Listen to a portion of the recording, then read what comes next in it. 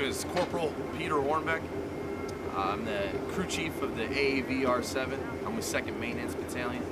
Today, this field op, we're supporting 2nd CEB.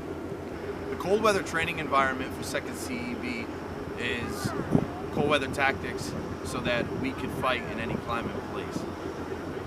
The cold weather environment is going to affect my Marines in a positive way. A lot of them aren't used to the cold weather. A lot of them come from the south, from the west. Myself, I'm from Western New York. I'm used to this weather. As maintainers, you have to know how to properly PMCS, how to properly run your vehicle and make sure that it is up so that we can support the CEB element in these cold weather conditions. I hope that my Marines get out of this exercise sustainability.